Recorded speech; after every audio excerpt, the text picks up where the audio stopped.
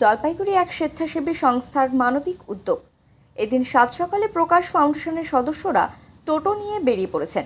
বাড়ি বাড়ি গিয়ে দুস্থ মানুষজনকে পুজোর নতুন জামা কাপড়, শাড়িসহ পুজোর কটা দিন রান্না করে একটু ভালো খাবার পরিবারকে নিয়ে আনন্দে দিনগুলি কাটানোর জন্য নিত্য প্রয়োজনীয় সামগ্রী চাল, ডাল, তেল, নুন, ডিম সহ রান্নার বিভিন্ন মশলা মুড়ি ইত্যাদি তুলে দেন।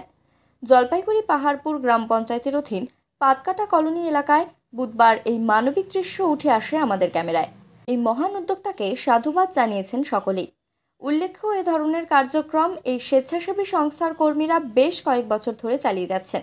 আগামীতে তারা এভাবেই মানুষের পাশে থাকার চেষ্টা করে যাবে বলে সংস্থার সদস্যরা জানান। আমরা পাতকাটার এখানে এসেছি, আমরা প্রকাশ ফাউন্ডেশন থেকে এসেছি। প্রতি বছরই ওনাদেরকে এটা দেওয়া হয়, ওনাদের এটা প্রাপ্য, ওনাদের প্রয়োজন। তাই আমরা প্রকাশ ফাউন্ডেশন থেকে প্রতি বছরই এটা করে থাকি। কি কি দিলেন পুজোর এখানে কাপড়?